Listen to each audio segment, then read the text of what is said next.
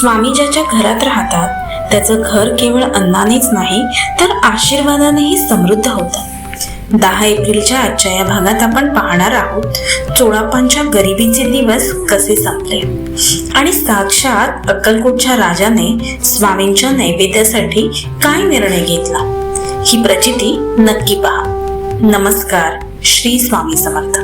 आपल्या नित्यस्वामी दर्शन या सिरीज मध्ये आज आपण स्वामींच्या भक्तावरील वात्सल्याचा एक सुंदर अनुभव घेणार आहोत. स्वामी चोळापांच्या घरी मुक्कामाला होते. चोळापांची आर्थिक परिस्थिती बेताचीच होती, पण त्यांची भक्ती मात्र श्रीमंत होती. त्यांची पत्नी आणि सासू स्वामींच्या सेवेत दंग होते, पण मनात प्रपंचाची काळजी होतीच. स्वामींनी त्यांच्या स्वयंपाकघरात चमत्कार केला आणि त्यांच्या मनातील सर्व संभ्रम कायमचे पुसले गेले. ही बातमी अक्कलकोटमध्ये वाड्यासारखी पसरली. चिंतोपंत डोळ आणि पांडुरंग पुराणिक यांना चोळापांच्या परिस्थितीची जाणीव होती. त्यांनी ही गोष्ट कारभारी दाजीबा भोसले यांच्या मार्फत राजे मालोजीराव यांच्या कानावर घातली. राजांनी तात्काळ आदेश दिला, स्वामींच्या नित्य नैवेद्याची व्यवस्था राजवाड्याकडून केली जावी.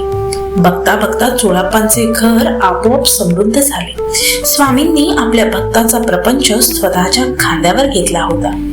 चोळापांच्या पत्नीच्या आणि सासूच्या मनातील सोळे ओळे आणि गरिबीची चिंता कायमची संपली. स्वामींच्या एका चमत्काराने संपूर्ण घराचे नंदनवन झाले आणि म्हणूनच साधकाने फक्त निस्सीम आणि खरी भक्ती करावी. प्रपंचाची काळजी कधीही करू नये. भगवंत सर्व काही बघत असतो. तुमचा प्रत्येक व्यवहार भगवंतावर सोडून द्या. ज्यांची स्वामींवर अढळ श्रद्धा आहे त्यांना प्रपंचात कधीही काही कमी पडत नाही. स्वामी साक्षात परमेश्वर म्हणून तुमच्या पाठीशी उभे आहेत. मग आपल्याला काय कमी पडणार? फक्त श्रद्धेय भाव हवा. स्वामी म्हणतात, भिवू नकोस, मी तुझ्या पाठीशी आहे.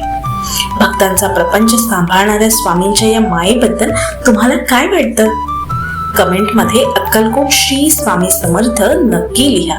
उद्या 11 एप्रिलला अक्कलकोटमध्ये कोणती नवीन लीला घडणार हे पाहण्यासाठी चॅनलला सबस्क्राईब करा आणि भिवू नका, स्वामी तुमच्या पाठीशी आहेत. श्री स्वामी समर्थ.